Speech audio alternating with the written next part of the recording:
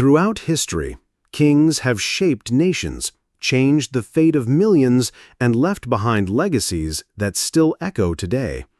But not all rulers are remembered for greatness. Some are known for corruption, cruelty, and disastrous decisions that brought suffering to their people and downfall to their empires. In this video, we explore 20 of the worst kings in history, from Nero and Caligula in ancient Rome to Leopold II of Belgium, Ivan the Terrible, Charles II of Spain, and many more. Each story reveals how arrogance, greed, and reckless rule can destroy kingdoms and leave behind dark lessons for the future. If you're fascinated by history's most notorious rulers and the consequences of their actions, this video is for you. Here's a list of 20 of the worst kings in history, along with reasons why they earned such reputations. These rulers are often remembered for cruelty, corruption, incompetence, or destructive decisions that brought disaster to their people and downfall to their empires. 1. King John of England, 1166 to 1216. King John of England, often remembered as one of the most unpopular monarchs in English history, reigned from 1199 to 1216. His legacy is dominated by military failures, harsh taxation, and conflicts with both his nobles and the church, all of which contributed to the eventual signing of the Magna Carta in 1215.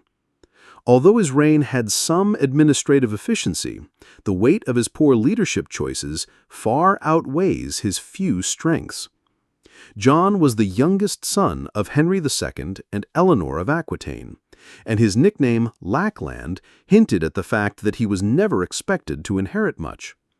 His early character traits of deceit, cruelty, and selfish ambition soon revealed themselves once he ascended the throne. His most glaring failure came in foreign policy. England at the time controlled significant lands in France, including Normandy, Anjou, and Aquitaine. Through a series of poor decisions, John managed to lose most of these territories to King Philip II of France. His inability to maintain English power on the continent was a humiliation not only for the crown, but also for the noble families who had invested wealth and prestige in these lands. At home, John developed a reputation for greed and cruelty. He imposed heavy taxes to fund his military campaigns, which had failed miserably. His arbitrary use of justice, seizing lands, punishing opponents, and even extorting money from widows who wanted to remarry, generated enormous resentment among the nobility. Unlike some of his predecessors, who built loyalty among their barons, John alienated nearly all of them. His cruelty extended to personal relationships. He was accused of abducting the wives and daughters of his barons and exploiting them, a scandal that worsened his reputation. One of the defining conflicts of his reign was with Pope Innocent III. John resisted the Pope's choice of Stephen Langton as Archbishop of Canterbury, leading to his excommunication and England being placed under interdict, meaning church services were suspended throughout the land. This not only hurt John's image as a Christian king, but also destabilized English society. Eventually, John was forced to submit to the Pope, even agreeing to make England a papal fief. This humiliated many nobles who saw their king bowing to a foreign power. The breaking point came with the Barons' Rebellion. Fed up with John's arbitrary rule, they forced him to agree to the Magna Carta in 1215. While John never intended to honor its provisions, this moment became one of the most important in constitutional history, laying the foundation for the rule of law and the limitation of monarchical power. John's refusal to uphold the charter reignited conflict, plunging the country into civil war known as the First Barons' War. His death in 1616, possibly from dysentery, ended his disastrous reign, but his reputation remained as one of England's worst kings. Chroniclers of his time and later historians painted him as faithless, treacherous, and incompetent, a ruler who nearly destroyed his kingdom. 2. Nero of Rome, 37 to 68 AD. Nero Claudius Caesar Augustus Germanicus, known simply as Nero, reigned as Roman emperor from 54 to 68 AD. His reign has become synonymous with tyranny, extravagance, and cruelty, making him one of the most infamous rulers in Roman history. While some modern historians argue that his image may have been exaggerated by hostile sources, there is no denying that his leadership brought instability and horror to the Roman Empire. Nero ascended the throne at the age of 16 after the death of his adopted father, Emperor Claudius. At first, under the guidance of his mother Agrippina, tutor Seneca, and advisor Burrus, Nero's rule was moderate. However, his lust for power and suspicion of rivals soon emerged. He arranged the murder of his own mother, Agrippina, after she became too influential and threatening. He later ordered the execution of his first wife, Octavia, under false charges of adultery. These acts of brutality shocked Rome and set the tone for his later tyranny. One of the most infamous events of his reign was the Great Fire of Rome in 64 AD. Ancient accounts claim that Nero either negligently ignored the blaze or, according to legend, played his lyre while the city burned. Whether he started the fire or not remains debated, but Nero's response sealed his reputation. He confiscated large portions of the burned city to construct his extravagant golden house, Domus Aurea, complete with a colossal statue of himself. To deflect blame, Nero accused Christians of starting the fire and launched one of the earliest major persecutions against them. Christians were tortured, crucified, and burned alive, marking a dark chapter in Roman history. Nero's obsession with personal fame further discredited his rule. He fancied himself a great artist, actor, and charioteer, forcing Roman elites to attend his performances under threat. Such behavior scandalized Roman society, which expected emperors to uphold dignity and military competence. Meanwhile, Nero neglected military and administrative responsibilities, leaving the empire vulnerable. His mismanagement led to revolts, including the rebellion in Britain led by Queen Boudica, and discontent in Gaul and Judea. Financially, Nero drained the empire through lavish spending on palaces, games, and spectacles. To fund his extravagance, he increased taxation and confiscated property from the wealthy, further alienating the aristocracy. His reckless fiscal policies contributed to widespread resentment. By 68 AD, multiple governors and generals revolted against his rule. Deserted by his guards and condemned as a public enemy by the Senate, Nero fled Rome. Facing capture, he committed suicide, reportedly declaring, "What an artist dies in me." His death ended the Julio-Claudian dynasty and plunged Rome into the chaos of the Year of the Four Emperors. Nero remains a symbol of tyranny, remembered less for governance and more for cruelty, extravagance, and the destruction he left behind. 3. Caligula of Rome, 12 to 41 AD.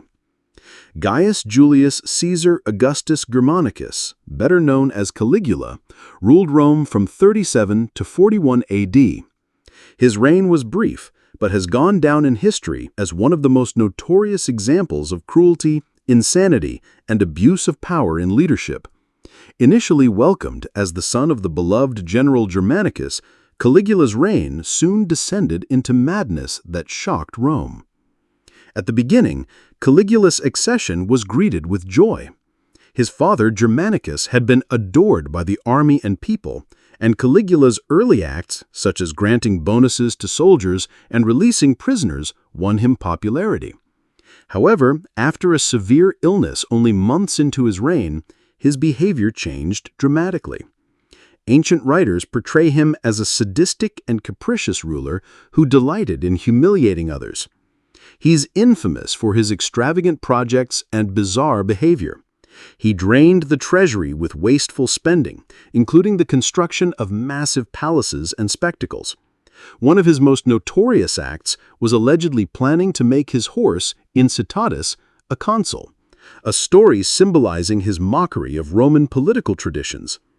Whether entirely true or exaggerated, it reflects how contemporaries perceived his disdain for institutions. His cruelty was legendary. Caligula executed nobles for trivial reasons, often seizing their property to fund his lavish lifestyle. He reportedly enjoyed watching people tortured and killed, treating executions as entertainment. He humiliated senators, forcing them to run alongside his chariot, and boasted of his absolute power over life and death. Sexual immorality and incestuous relationships further stained his reputation, with rumors of affairs with his sisters and the abuse of noblewomen. Caligula also strained Rome's finances through reckless spending. He staged grandiose building projects, including attempting to build a bridge of ships across the Bay of Baiae, simply to flaunt his wealth. His military ventures were equally absurd. In one campaign, he led his army to the shores of the English Channel and ordered them to collect seashells as spoils of war. Such actions demonstrated a lack of seriousness and squandered resources. His relationship with the Senate deteriorated rapidly as he insulted and undermined their authority. He demanded to be worshipped as a living god, erecting statues of himself in temples and even in Jerusalem, an act that provoked outrage among Jews.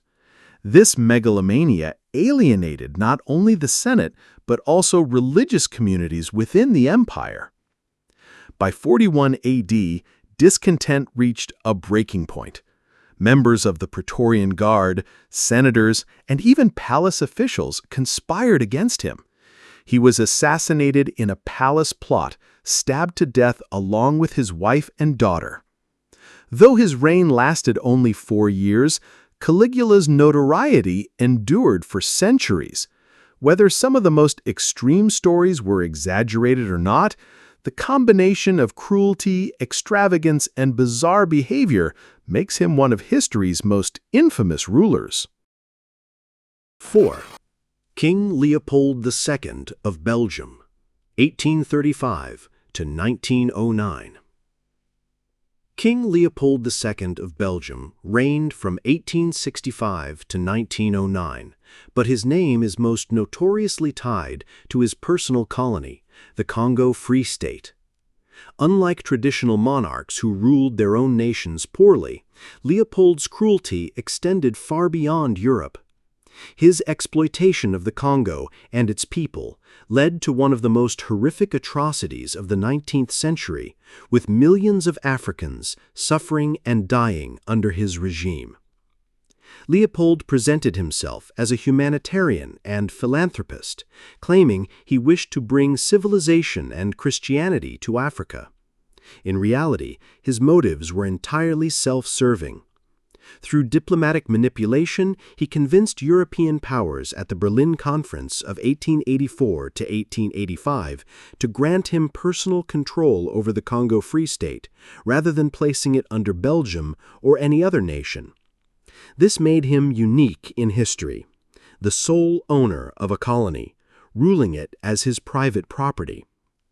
Once in control, Leopold established a system of brutal exploitation centered around rubber and ivory. Local populations were forced into labor under the threat of violence.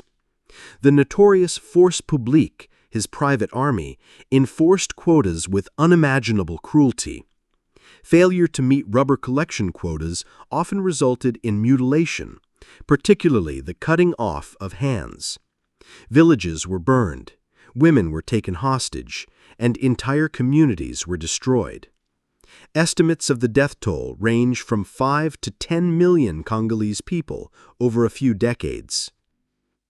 Leopold never visited the Congo himself. Instead, he orchestrated this system from Europe, all while cultivating a false image of benevolence. He built lavish public works in Belgium with the wealth extracted from Congo, portraying himself as a great modernizer of his nation. Meanwhile, he silenced criticism through propaganda and bribery, though reports from missionaries and whistleblowers eventually exposed the horrors of his regime. International outrage grew as photographs and testimonies of mutilated Congolese spread. Figures like British diplomat Roger Casement and activist E.D. Morel spearheaded a campaign against Leopold's abuses. By 1908, pressure from the international community forced Leopold to relinquish personal control, and the Congo Free State was annexed by Belgium as a colony. By then, the damage was irreversible, and Leopold had amassed enormous personal wealth. Leopold's legacy remains deeply stained. While he is sometimes credited with modernizing Belgium, his actions in the Congo make him one of the most brutal figures of colonial history. His exploitation of millions of people for personal profit, coupled with the extraordinary cruelty inflicted on the Congolese, secures his place among the worst rulers in history. The legacy of fear and autocracy he left behind influenced Russian rulers for generations. 5. Ivan IV, Ivan the Terrible of Russia, 1530 to 1584. Ivan IV Vasilievich, better known as Ivan the Terrible, was the first ruler to be formally crowned as Tsar of all Russia. His reign from 1747 to 1584 was marked by both achievements and terror, with his violent and paranoid behavior casting a long shadow over Russian history. While he centralized power and expanded Russian territory, his cruelty and repression devastated his people and destabilized the state. Ivan's early years shaped his ruthless character. Orphaned at a young age, he grew up in a hostile court environment filled with intrigue and violence. When he took power, he initially showed promise, introducing reforms such as codifying laws, establishing a standing army, and promoting trade. For a time, his reign seemed poised to strengthen Russia. However, his increasingly erratic and violent behavior soon overshadowed these reforms. Ivan's most infamous policy was the establishment of the Oprichnina in 1565. This system divided Russia into two parts, one under Ivan's personal control and the other under traditional administration. Ivan's personal guard, the Oporichniki, terrorized the population, carrying out mass executions, confiscations, and acts of terror against perceived enemies. The most horrific episode was the massacre of Novgorod in 1570, where thousands of citizens were tortured and killed under accusations of treason. Ivan's paranoia extended to his own family. In a fit of rage, he struck and killed his eldest son, Ivan Ivanovich, in 1581. This act not only devastated him personally, but also left Russia without a competent heir, leading to the succession crisis known as the Time of Troubles after his death. His second son, Fyodor, was weak and ineffective, leaving Russia vulnerable. Militarily, Ivan's ambitions led to costly failures. His attempts to expand into the Baltic through the Livonian War ended disastrously, draining resources and weakening the state. While he expanded Russian territory eastward into Siberia, these gains were overshadowed by the destruction his wars brought to the Russian heartland. Ivan's reign left Russia both larger and more centralized, but also scarred by terror, economic decline, and social unrest. His combination of initial reforms and later brutality makes him a complex figure, but his descent into paranoia and cruelty ensures his place as one of the worst rulers in history. The legacy of fear and autocracy he left behind influenced Russian rulers for generations. 6. Charles VI of France, 1368 to 1422. Charles VI of France, known as Charles the Mad, reigned from 1380 to 1422 during one of the most turbulent periods in French history. His reign is remembered not for personal cruelty, but for tragic mental illness that left the kingdom weak and vulnerable during the 100 Years' War with England. His long rule saw internal conflict, civil war, and national humiliation, making him one of the most disastrous monarchs of medieval Europe. Charles ascended the throne at the age of 11, with France already embroiled in war with England. Early in his reign, regents managed his affairs, but when he began ruling independently, Charles initially showed promise. He took steps to stabilize finances, suppress corruption, and assert royal authority. For a time, he was even nicknamed Charles the Beloved. Yet, in 1392, during a military campaign, Charles suffered a mental breakdown that marked a turning point for both him and France. Charles's illness manifested in violent episodes of paranoia and psychosis.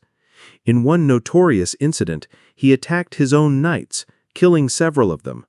At other times, he failed to recognize his wife and children, believed he was made of glass, or refused to bathe or change clothes for months. His periods of lucidity alternated with long stretches of incapacity, leaving France without stable leadership for decades. The king's incapacity plunged France into political chaos. Rival factions among the nobility, particularly the Armagnacs and the Burgundians, fought for control of the regency and the royal court. This infighting weakened France internally, while the English renewed their campaigns in the Hundred Years' War with England.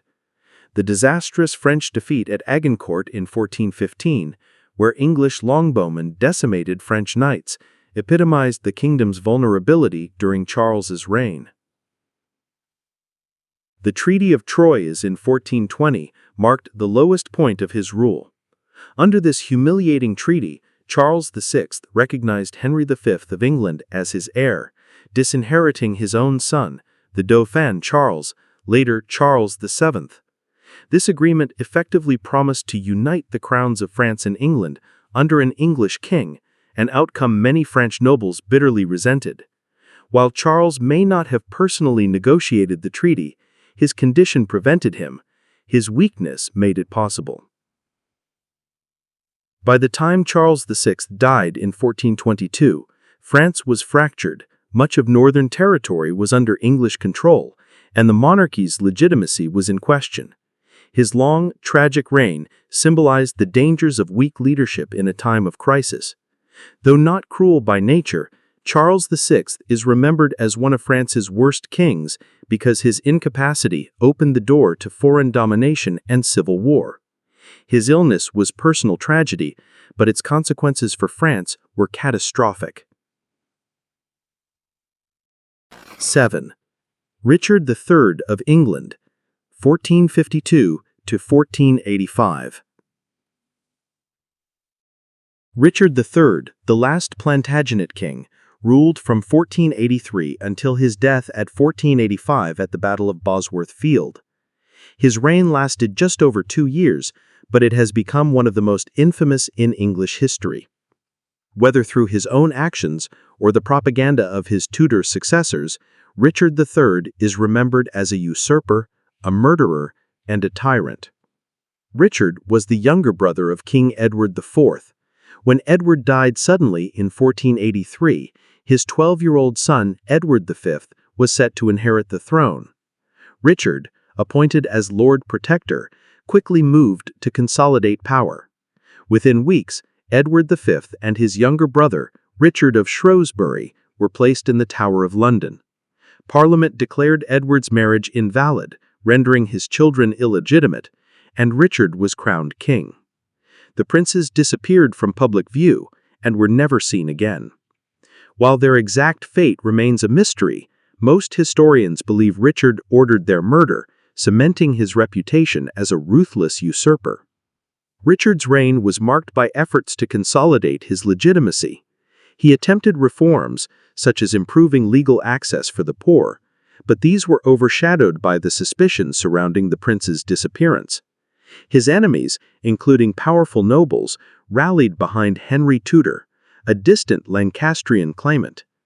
Meanwhile, Richard's harsh treatment of opponents alienated potential allies.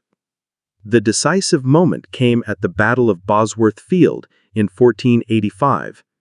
Richard fought bravely, but was betrayed by key supporters who switched sides during the battle. He was killed on the field, making him the last English king to die in combat. His death ended the Wars of the Roses and ushered in the Tudor dynasty under Henry VII. Richard's body was hastily buried and rediscovered only in 2012, reigniting debates about his true character. Much of Richard's negative reputation comes from Tudor propaganda, particularly Shakespeare's portrayal of him as a deformed, scheming villain. Yet, even without exaggeration, his usurpation, likely involvement in the prince's deaths, and short, unstable reign justify his place among England's worst kings. His failure to secure loyalty or stability ensured his downfall and tarnished his legacy permanently. 8. Louis XVI of France, 1754 to 1793. Louis XVI, the last king of France before the French Revolution, reigned from 1774 to 1792. Though not cruel or sadistic like other bad monarchs, he is remembered as one of the worst because of indecision, weakness, and failure to adapt to the political and social crises of his time. His inability to reform France's finances or address popular grievances led directly to revolution, the collapse of the monarchy, and his execution. Louis inherited a deeply indebted kingdom, burdened by costly wars and extravagant spending under his predecessors. Though personally frugal, he failed to impose fiscal reform, blocked by aristocratic resistance and his own lack of firmness. His government's attempts to tax the nobility and reform finances repeatedly failed, leaving the country bankrupt. Meanwhile, he worsened matters by supporting the American Revolution, which, while ideologically popular in France, cost enormous sums and further destabilized the treasury. Politically, Louis lacked decisiveness. He vacillated between reform and reaction, never committing fully to either. In 1789, he summoned the Estates General for the first time in 175 years, a move that opened the door to revolutionary demands. When the Third Estate declared itself the National Assembly, Louis hesitated, at times attempting compromise, at other times preparing to use force. This indecision eroded trust on all sides. As the revolution gathered momentum, Louis's actions alienated the people.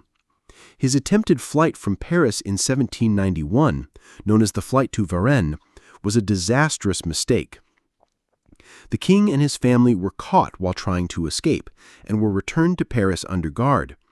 This destroyed his credibility as a constitutional monarch and convinced many that he was a traitor plotting with foreign powers.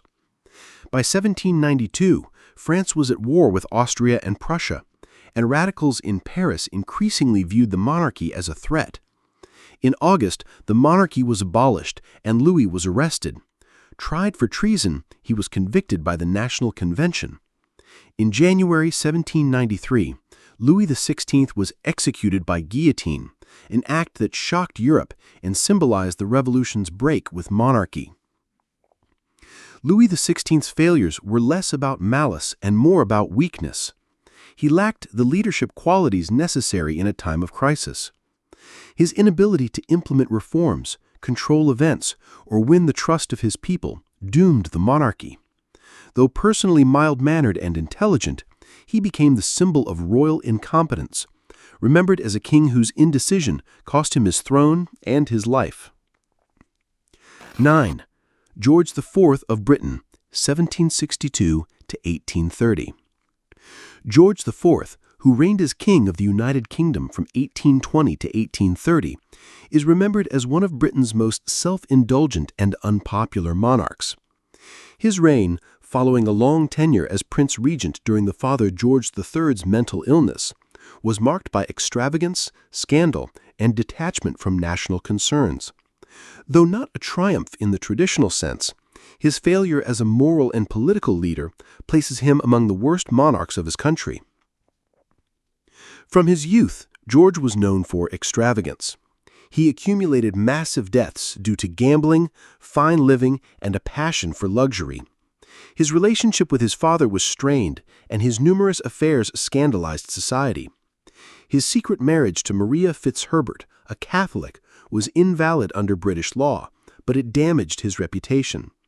His official marriage to Caroline of Brunswick was a disaster, with both spouses despising each other and airing their grievances publicly.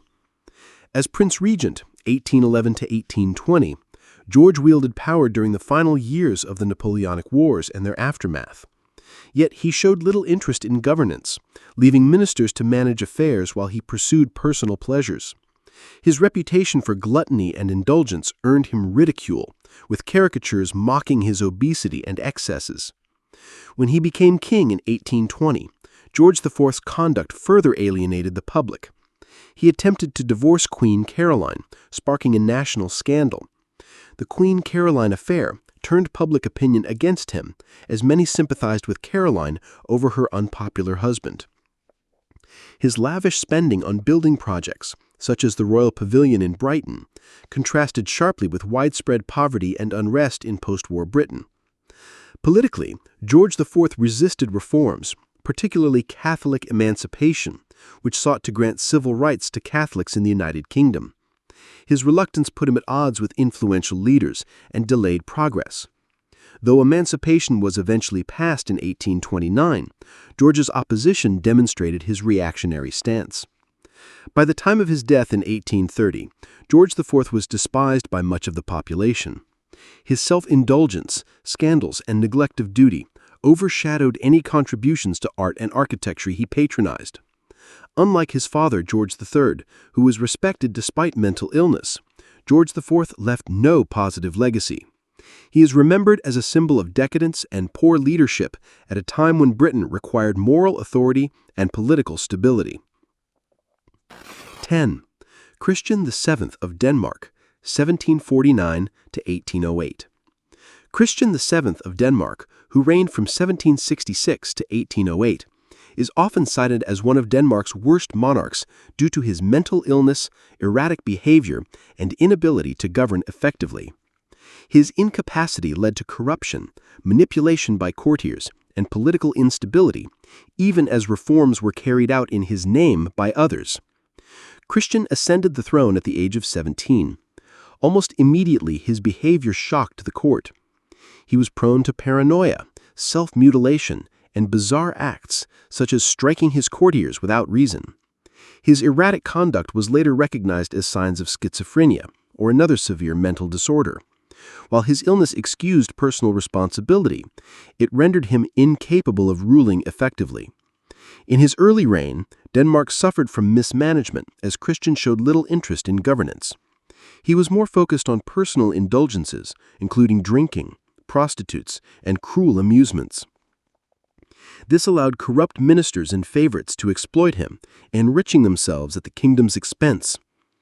Ironically, some of the most significant reforms of his reign came not from Christian himself, but from Johann Friedrich Struensee, a German physician and minister who gained enormous influence. Struensee introduced enlightened reforms inspired by the ideas of the Enlightenment: freedom of the press, abolition of torture, and modernization of the administration. However, his relationship with Queen Caroline Matilda, Christian's wife, scandalized the court. In 1772, a palace coup led to Struensee's arrest and execution, ending Denmark's brief experiment with reform. For the remainder of Christian's reign, power was exercised by regents and advisors, particularly his son Frederick, who later became King Frederick VI. Christian remained king in name, but was largely sidelined. His long reign thus became a period of stagnation, with the monarchy weakened by internal corruption and external interference. Christian VII's legacy is tragic.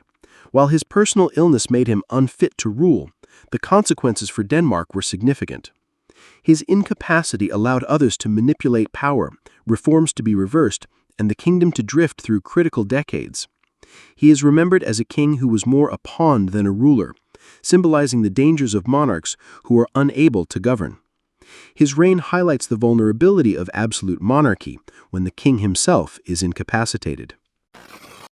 11.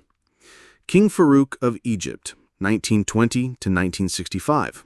reigned 1936 to 1952. King Farouk of Egypt remains one of the most infamous monarchs of the 20th century, a man whose personal excesses and political incompetence directly contributed to the collapse of Egypt's monarchy.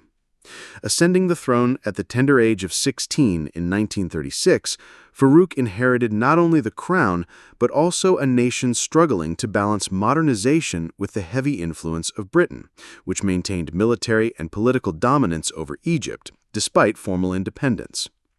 Egyptians initially hoped Farouk's youth and charisma would help lead the nation toward sovereignty and reform, but those hopes were soon dashed.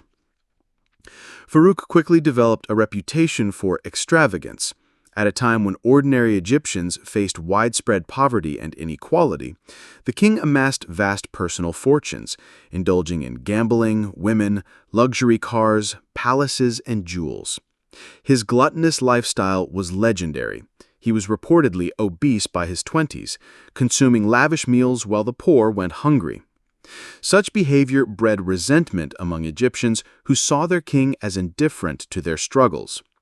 He collected rare stamps, coins, and even bought up slot machines when they were banned in Egypt, a sign of his obsession with material possessions rather than governance. Politically, Farouk's reign was marked by corruption and weakness. He alienated Egypt's political class by interfering in parliamentary affairs, often dissolving governments and manipulating elections to suit his whims. Meanwhile, the palace became a center of graft and bribery. British officials, who still maintained a strong presence, grew increasingly disillusioned with him. During World War II, Farouk's refusal to take a firm stand against Axis influence in Egypt created tensions with the Allies. His government was seen as unreliable and self-serving, while ordinary Egyptians viewed him as a puppet incapable of standing up for national interests. Perhaps the most catastrophic moment of his reign came during the 1948 Arab-Israeli War. Farouk's army, poorly trained, ill-equipped, and undermined by corruption in military procurement, suffered humiliating defeats against the newly established State of Israel. Egyptians were outraged, not only at the loss, but at the incompetence of their leadership. The war exposed the rot in the monarchy and accelerated calls for change. Many blamed Farouk personally for the disgrace, as stories spread of military officials embezzling funds meant for weapons and supplies. By the early 1950s, discontent had reached a boiling point. Workers and students protested in Cairo, and even the army grew restless.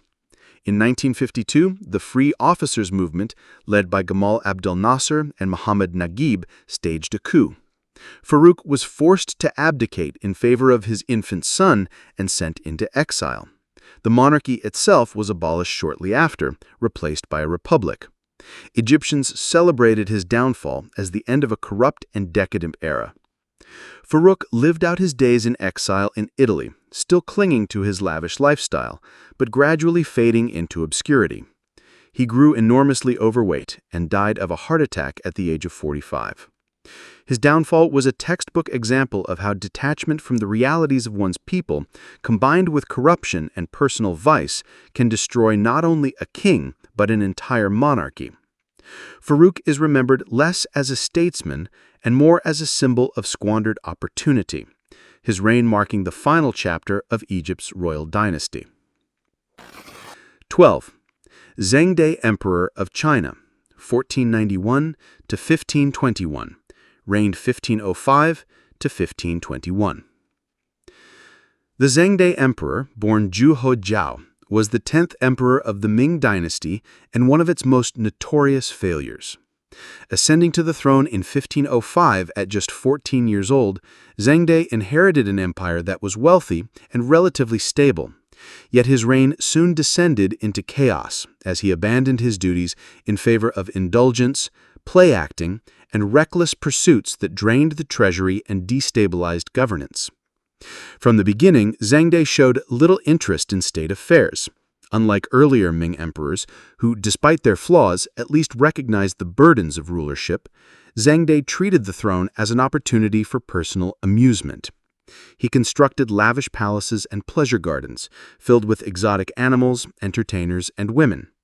Rather than governing from the Forbidden City, he often disappeared for weeks, dressing up as commoners or soldiers and embarking on whimsical adventures. These escapades became infamous, as he would assume false identities and engage in bizarre theatrics while the empire languished under corrupt eunuchs and neglected ministers. Zhengde's foreign policy was equally reckless. He displayed fascination with foreign cultures and peoples, particularly Muslims and Central Asians, often indulging in exotic customs rather than maintaining Chinese traditions. His erratic interests led to wasteful military campaigns. In one infamous incident, he personally led a military expedition against Mongol raiders, but his motives appeared more related to adventure than actual strategy. His presence disrupted military discipline, and while the campaign succeeded partially, it drained resources and exposed his lack of seriousness as a commander. The emperor's obsession with pleasure also extended to dangerous hobbies. He indulged in drinking and reckless horse riding, often endangering himself. In 1521, he died at just 30 after falling into a lake during a drunken boating trip and contracting a fatal illness. His premature death left the Ming dynasty weakened as the court scrambled to maintain stability. Historians view Zhengde as a tragic figure who embodied the dangers of unchecked imperial power without responsibility. The Ming dynasty was resilient enough to survive his misrule, but his reign exemplified the growing decadence that would later contribute to the dynasty's eventual collapse in the 17th century. Rather than a wise sovereign, he is remembered as a wayward child on the throne, more interested in theatrics than the welfare of his empire. His reign is often cited as one of the clearest examples of how personal indulgence by a monarch can undermine centuries of institutional stability. 13. Paul I of Russia, 1754 to 1801, reigned 1796 to 1801. Paul I of Russia, son of Catherine the Great, was one of the most erratic rulers in Russian history, whose brief reign left a legacy of instability, paranoia, and alienation. Unlike his mother, who was pragmatic, cultured, and politically astute, Paul developed a reputation for impulsiveness and cruelty. His reign lasted only 5 years, but it was so destructive and unstable that it ended in his assassination by conspirators within his own court. Paul's upbringing shaped much of his troubled reign. He was excluded from political power during Catherine's long rule, growing resentful and paranoid. By the time he ascended to the throne in 1796, he was determined to undo many of his mother's policies. Unfortunately, this impulse often manifested in rash and poorly considered decisions. Paul was obsessed with military discipline and attempted to impose Prussian-style regulations on the Russian army. Soldiers were forced to endure brutal drills and wear uncomfortable uniforms unsuited to Russia's climate. Harsh punishments for minor infractions created widespread resentment among the troops. In domestic policy, Paul alienated both nobles and peasants. He reversed Catherine's relatively liberal policies by curtailing the freedoms of the nobility, including restricting their ability to travel abroad. He also interfered heavily in court life, enforcing rigid etiquette and punishing those who failed to comply. While he attempted some reforms to benefit serfs, these were inconsistent and often overshadowed by his authoritarian tendencies. His arbitrary decrees, combined with his volatile temper, made him deeply unpopular with nearly every social class. Foreign policy under Paul was equally chaotic. Initially, he aligned with Britain and Austria against revolutionary France, but his erratic personality led to sudden reversals. In 1800, he abruptly switched sides, allying with Napoleon and turning against Britain. He even proposed a joint invasion of India with France, a wildly unrealistic scheme that alarmed Russian elites. His constant policy shifts undermined Russia's credibility abroad and further destabilized the empire's strategic position. Paul's paranoia also contributed to his downfall. He feared assassination and surrounded himself with guards, yet treated those around him with suspicion and cruelty. His unpredictable rages and punishments alienated the nobility, who increasingly saw him as unfit to rule. Finally, in 1801, a group of nobles and army officers conspired to remove him. Paul was assassinated in his bedroom, reportedly strangled after a struggle, while his son Alexander was placed on the throne. Historians debate whether Paul's reign could have been salvaged had he lived longer, but consensus hold that his impulsivity and paranoia made him a liability. He inherited an empire at its peak and destabilized it within just a few years. His legacy is overshadowed by his mother's achievements and his son's later triumphs against Napoleon, leaving Paul remembered as one of Russia's worst monarchs, an unstable ruler undone by his own flaws. 14. King Ranasinghe Ranasidu of Sri Lanka reigned 1521 to 1526. King Ranasidu, also known as Bhuvanekabahu VII, ruled the kingdom of Kotte in Sri Lanka during the early 16th century.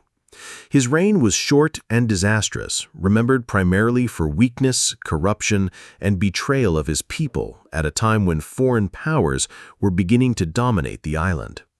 Though less globally known than some European monarchs, his failures played a key role in Sri Lanka's decline and colonization. Ranasidu came to power after the Vijayabahu Revolt of 1521, when he and his brothers overthrew and killed their father, Vijayabahu VII. This violent act, known as the Vijayabaya Kolaya, fractured the kingdom into rival factions ruled by the brothers. Ranasidu took control of the Kotte kingdom, but quickly proved unable to unify or strengthen it.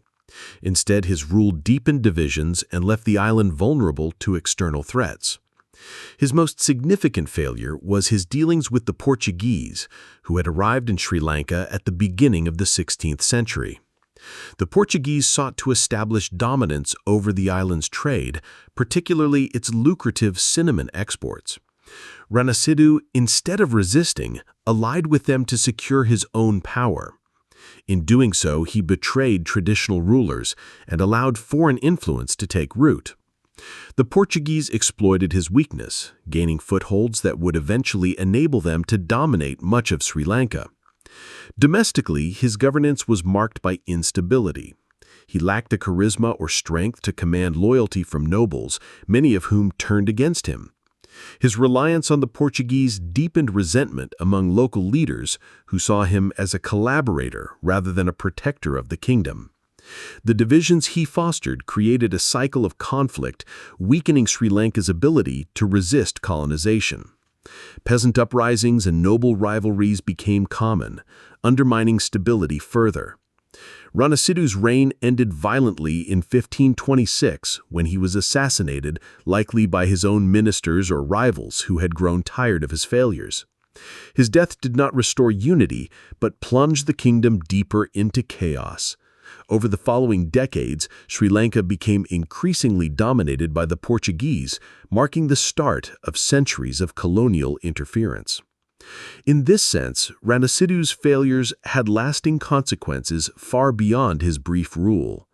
He is remembered as one of Sri Lanka's worst monarchs because he combined weakness of character with betrayal of national interests. At a time when unity and strength were desperately needed to resist foreign encroachment, he chose self-interest and collaboration, opening the door to conquest. His reign symbolizes how weak leadership can hasten the downfall of a kingdom. 15. King Charles II of Spain, 1661 to 1700, reigned 1665 to 1700. King Charles II of Spain is remembered as one of Europe's most tragic and ineffective monarchs, a ruler whose personal frailty and inability to govern reflected the decline of the once mighty Spanish Empire. Known as the Hechizado, the Bewitched, Charles was the last of the Spanish Habsburgs, a dynasty plagued by generations of inbreeding that culminated in his severe physical and mental disabilities. Charles became king at the age of 4, following the death of his father, Philip IV. Because of his young age and fragile health, the early years of his reign were dominated by regents, including his mother, Mariana of Austria. Unfortunately, the regency was marked by corruption, factionalism, and poor governance. Spain's economy, already weakened by costly wars and declining colonial revenues, continued to deteriorate. By the time Charles took personal control, the empire was deeply in debt, its military overextended, and its prestige waning. Physically, Charles was frail, with numerous health issues caused by generations of Habsburg inbreeding. He reportedly could not chew food properly, had difficulty speaking, and suffered frequent illnesses. Mentally, he was often described as slow and indecisive, unable to grasp the complexities of governance. These disabilities left him dependent on advisors and courtiers, who often manipulated him for their own benefit. Under Charles's reign, Spain continued its decline as a great power. The once feared Spanish army suffered defeats, and the empire lost territory in Europe to France under Louis XIV. Domestically, inflation, famine, and economic stagnation created widespread misery. Charles proved unable to implement reforms or resist the influence of powerful noble factions, leading to endless court intrigue. Corruption and inefficiency flourished, while ordinary Spaniards bore the burden of heavy taxes and hardship. One of the most significant failures of Charles's reign was his inability to produce an heir.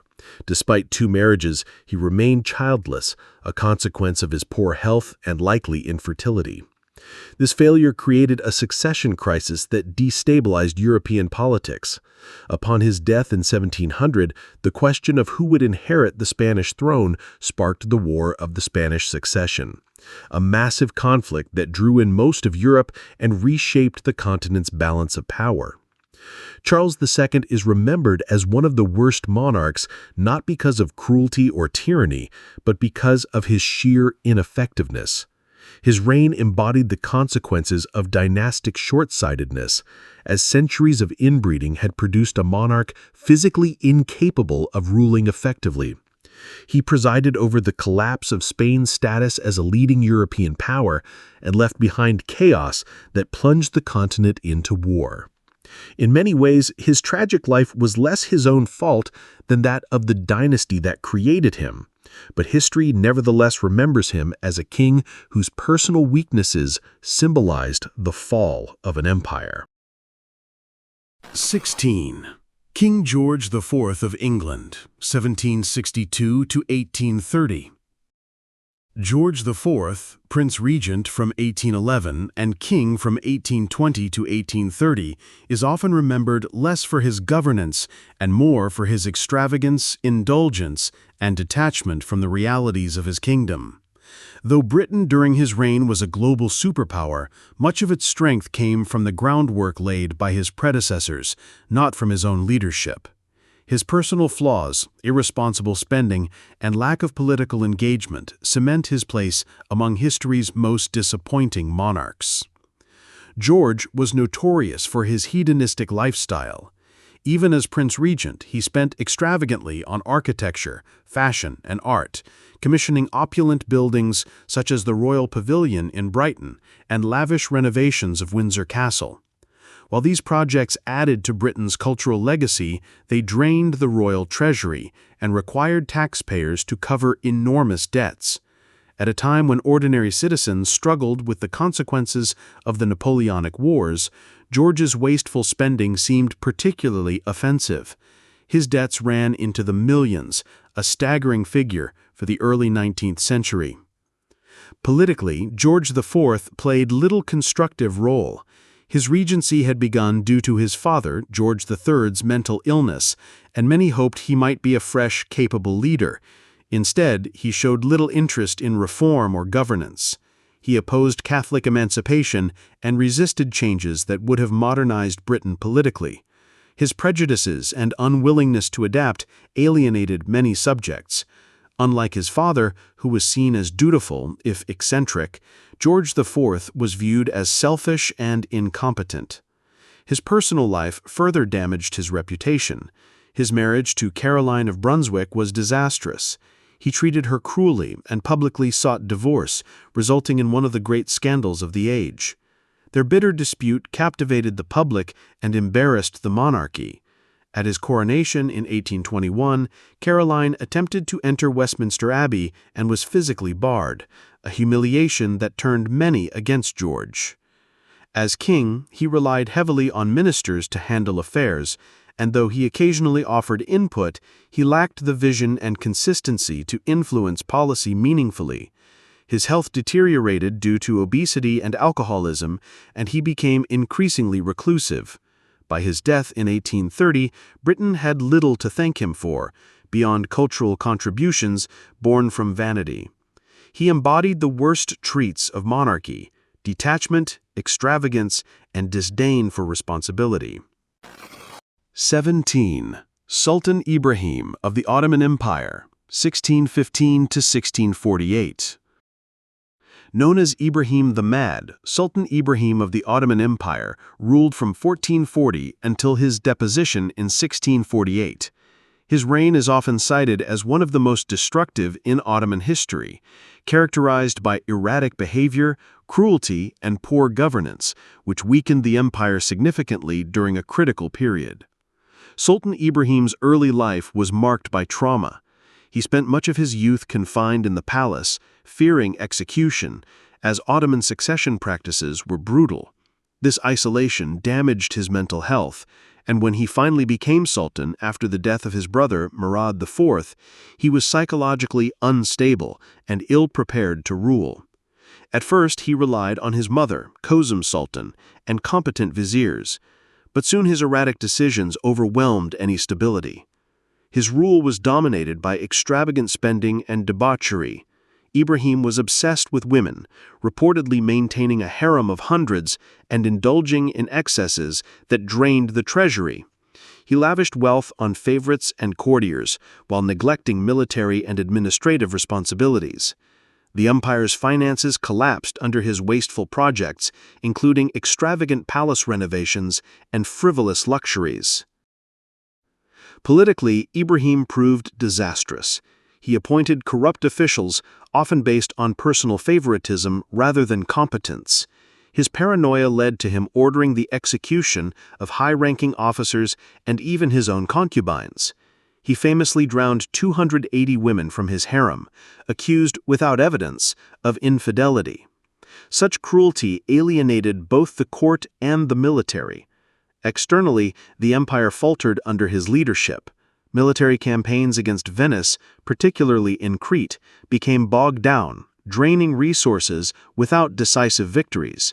The Janissaries, long the backbone of Ottoman military power, grew restless due to poor unpaid wages and poor leadership, further destabilizing the empire. Eventually, his misrule proved too much. In 1648, a coalition of soldiers, scholars, and officials deposed him.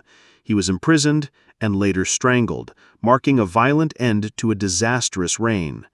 Ibrahim exemplified how personal instability at the top could undermine an empire as vast and complex as the Ottoman. 18. Ludwig II of Bavaria, 1845 to 1886. Ludwig II of Bavaria, sometimes called the fairy tale king, is remembered today for the stunning castles he built, including Neuschwanstein, which inspired Disney. While admired for his romantic vision, his reign as king from 1864 to 1886 is also a cautionary tale of how obsession, detachment, and mismanagement can undermine a monarch's rule. Ludwig ascended the throne at just 18, inexperienced and unprepared for leadership. He quickly distanced himself from politics, preferring art, architecture, and fantasy. He idolized composer Richard Wagner, becoming his patron and pouring vast sums of public money into Wagner's operas.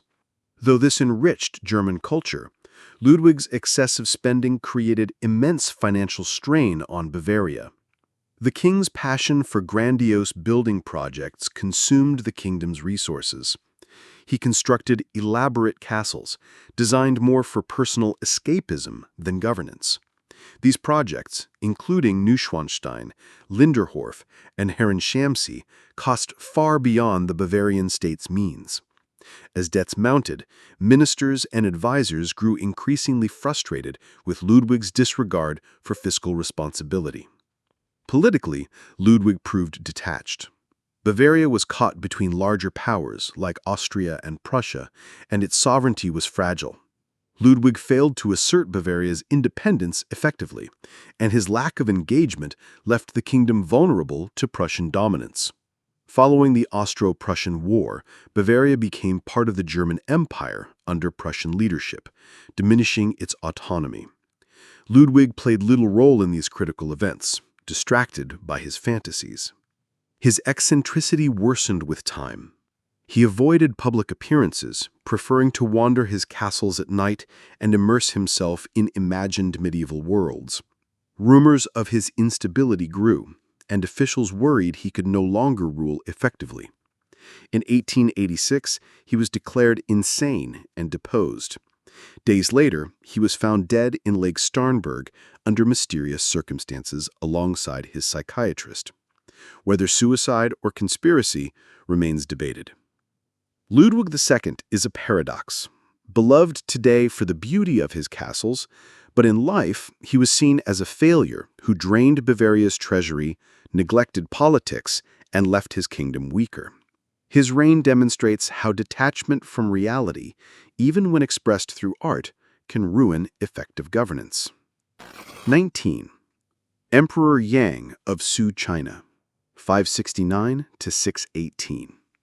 Emperor Yang of the Sui dynasty ruled from 604 to 618 and is widely condemned as one of China's most tyrannical rulers. His reign was marked by massive construction projects, extravagant displays of power, and costly military campaigns, all of which exhausted the state and contributed to the dynasty's collapse. Yang inherited a unified China from his father, Emperor Wen, whose reforms and campaigns had stabilized the realm. However, Yang squandered this foundation. He embarked on massive building projects, including the completion of the Grand Canal, which linked northern and southern China. While the canal became an enduring achievement, its construction required immense forced labor, causing suffering and resentment among the peasantry. Hundreds of thousands reportedly died during its creation. Yang's extravagance was legendary. He built luxurious palaces, expanded the imperial court, and staged elaborate tours of the empire, which drained the treasury. These displays alienated commoners, who bore the tax burden, and nobles, who saw his excess as irresponsible. His military campaigns launched disastrous campaigns, particularly against Goguryeo, Korea. These wars consumed resources and manpower but achieved little. Defeats demoralized the army and undermined confidence in his rule. Soldiers and generals grew resentful, sparking rebellions across the empire. His authoritarian rule exacerbated unrest. Yang demanded absolute obedience, executed dissenters, and enforced strict labor levies. The people, exhausted by forced labor and heavy taxation, began to revolt. Widespread uprisings spread, eroding the Sui dynasty's stability. By 618, rebellion engulfed China, and Yang was assassinated by his own officials. His death marked the end of the Sui dynasty, which lasted barely 37 years. Emperor Yang's reign is often studied as an example of how over-ambition and tyranny can destroy a dynasty. Though the Grand Canal remains a vital achievement, the human cost and political instability it caused highlight the destructive consequences of his misrule. 19. Richard II of England, 1367 to 1400. Richard II ruled England from 1377 to 1399 and is remembered as a monarch whose arrogance, favoritism, and authoritarian tendencies alienated his subjects and nobles, ultimately leading to his downfall. Though intelligent and cultured, his poor leadership and inability to manage political crises made him one of England's least effective kings. Richard ascended the throne at 10 during the 100 Years' War, with regents governing in his name. Early in his reign, England faced the Peasants' Revolt of 1381, a major uprising driven by economic hardship and resentment of taxation. Richard showed initial courage, personally confronting rebels, but his promises of reform were quickly broken, leading to widespread mistrust. As he matured, Richard relied heavily on favorites, alienating the nobility. His lavish spending on art and personal luxuries strained the treasury.